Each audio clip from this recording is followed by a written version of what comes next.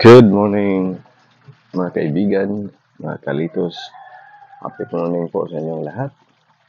Updates muna tayo ngayon sa ating garden, the Litos Terraces in Town. Ito mga kaibigan, ang portion na ito ay ibang variety po ito. Sinubukan ko lang yung iceberg na litos. Kung bibilog ba siya dito sa medyo mainit yung lugar natin. Nagkataon pa din na medyo mainit ang panahon ngayon, no? February. Mainit na mainit. So, yan. Action lang siya ng pagbilog, pero hindi talaga bumibilog. Parang ano lang. Ito yan, no? Pero lumalaki sila mga kaibigan. So, yan. Okay, kung bago lang kayo sa aking channel, please don't forget to subscribe, like, and share para maging updated kayo sa ating mga posts, updates, and tutorial videos from sowing, transplanting, hardening, maintaining, harvesting up to marketing. So yan, yung mga bagay na yun na sinasabi ko ay very important yan sa gardening. Kailangan marunong kang magtanim, mag-maintain, at syempre marunong kang magbenta. Para syempre may dagdag kita tayo maliban sa ating mga usual na kinikita. So ito, yung portion na mayroong sinisingit na iceberg. Dumako tayo sa unahan. Mayroon din tayong, ito yung majority ng variety ko. Paulit-ulit talaga ito kasi ito yung demand sa merkado. Ito yung Lolyo Bionda. Ito. Mabilis lumaki ito. Yan. Batang-bata pa ito. Hindi pa ito nag 40 days. So actually, ang litos from sowing, nagmamature siya 45 days. Pero in this case, pag umabot na ng 35 days, start na kami ng harvest. So para sweet and crunchy pa yung dito sa edad na yan. Hanggang pagdating ng 40 days, ubos na yan.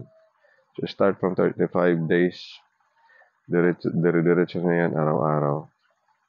Depende sa order sa market natin. So, yan. So, may mga bawas na ito. So, pinipili namin yung mga malalaki. Mga malalaking litos kaya gano'n, no? Bungi-bungi na. Yan. Ito, may natira pang. So, pag may mag-order mamaya, kukunin naman yan yung mga malalaki. Kasi kahit sabayan sila na tinanim, mayroon talagang nauna, no? Nauna sa pagtubo. Mabilis tumubo. Among the group, mayroon talagang mabilis. So, ayan. Ito yung portion na to ay ongoing yung harvest ngayon. So, ito yung pinagkukunan natin for this week. Hanggang Saturday yan. Siguro ubos na yan. So, 35 days ngayon hanggang Saturday. Ano pa lang tayo ngayon eh. Tuesday. So, ubos na yan. Tamang-tama. Ika 40 days na. Full maturity. Ubos na. So, ito naman yung dito sa may father natin. Ito yun.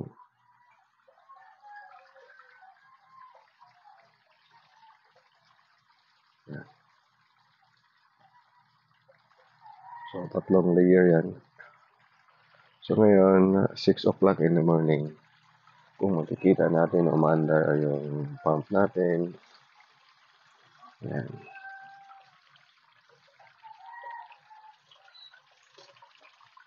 So, yung water tank natin ay gawa sa lumang reef, sirang reef na patapon. Binibili natin sa mga scrap. Ito naman yung sa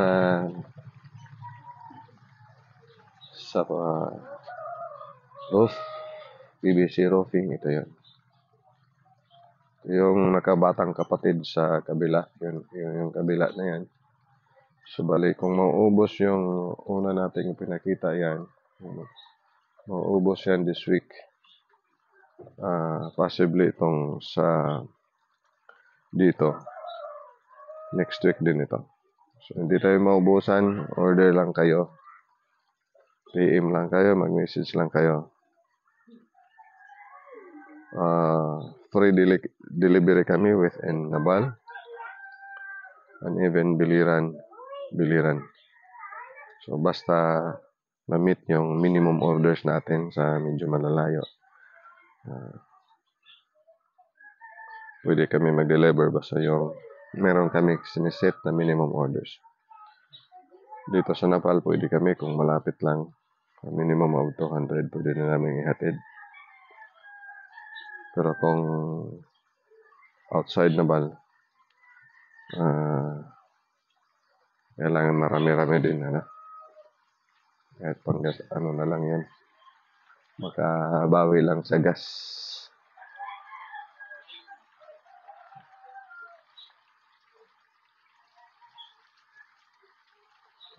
So, yan. Ayan po sila ngayon. Mga kaibigan. So, kung magbabala kayong magtanim, pwede kayong tumawag o bumisita dito sa aking garden para makita nyo yung actual na setup, yung sowing area natin, growing area, at personal kayong makapagtanong kung ano talaga ang dapat gawin. So, singit dito, meron akong basil. Ayan, mataba. Malusog yung basil ko. Panglagay ko yan sa mga tinola. Pangpabango. Mabango ang basil natin. Ayan.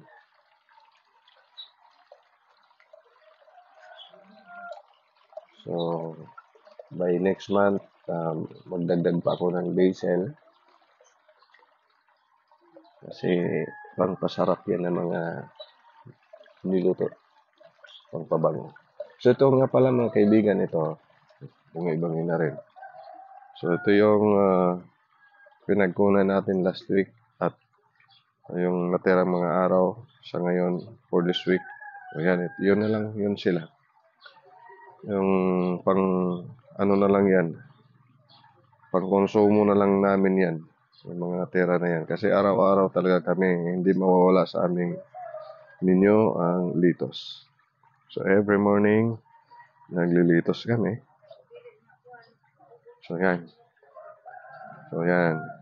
Wala nang laman dito. Kaya pinatungan na namin ng bagong sow. Yan. 3 days pa lang yan.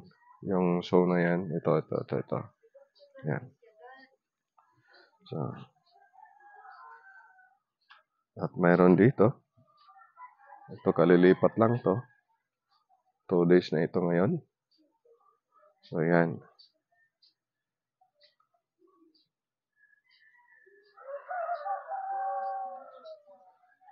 So, mga kaibigan, sa mga magbabalak magtanim, magtanong muna kayo sa sarili. Unang-una tanong, yung sipag at syaga na bitbit natin sa ating mga sarili. Kasi kung mayroon tayong kaalaman sa pagtatanim, pero dyan tayo magkulang, may problema talaga tayo. No? So, ito, by next days, 3 days, for transfer na po ito. For transfer na sa cup, ilagay na natin yan sa cup para dito sila ilalagay yung mga vacant na yan. Yan. So, sunod-sunod yan, no? Naka-by layer kasi yung tanim natin, hindi sabay-sabay lahat. So, halimbawa itong buong garden, hindi yan isahang schedule sa pagtatanim. By layer lang, by set. So, dito iba, doon sa kabila iba. Ayan. Meron tayong mga nasa kabila, mga nag-inspect. Yung mga inspector na yan, no? Ito yan. Yan. So, ito sa kabila, update lang tayo. Meron tayong hindi magpapahuli ang ating limonsito. Ito yung limonsito namin, grafted lang po ito. Araw-araw kami kumukuha dito ng bunga. Ayan.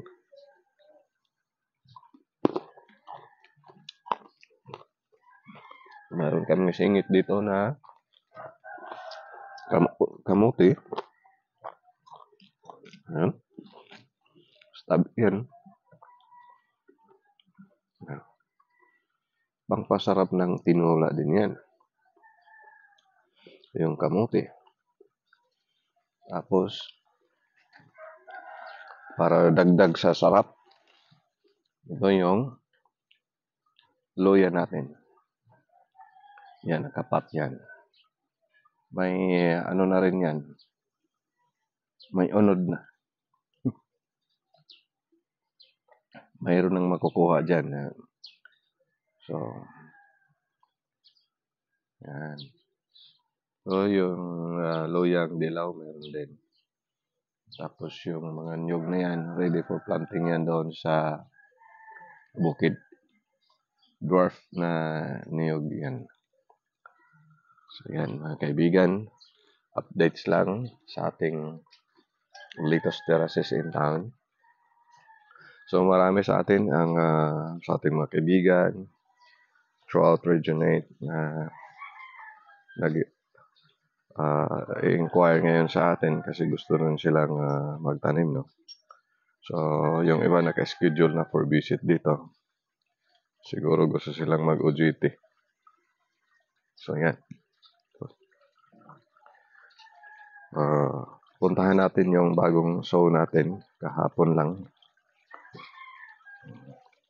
So, ayan, mga basil, good morning.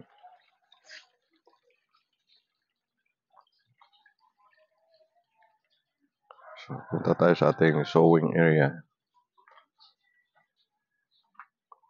Ito yung sowing area natin, takip yan ng yan. Yan po sila. Hinihintay na lang natin siguro bukas. Ano na yan eh. Kasi yung from sowing, start ng sowing nakalagay dyan. Hinihintay natin 2 days. Mamumuti na yan. Bibiyak na yung seeds. Meron ng ilan na tumutubo na. So, pag nabibiyak na yan, mamumuti na yan dyan. Meaning, nag-sprout na. Once mag-start na ng sprout, inaalisan na natin ang takip at inilagay dito sa open area. Hindi open. Yung walang wall na siya. Pero hindi pa ibabad sa ilalim ng init ng araw kasi mamamatay. So, ilabas lang muna namin dyan. Tapos ilagay dito sa ibabaw ng misa. Pero dito pa rin sa ilalim ng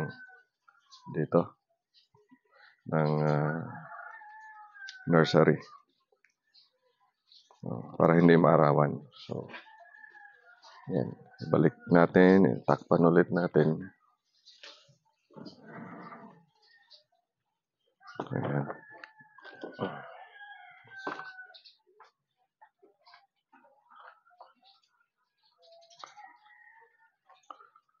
So yan po mga kaibigan, ang updates natin ngayon.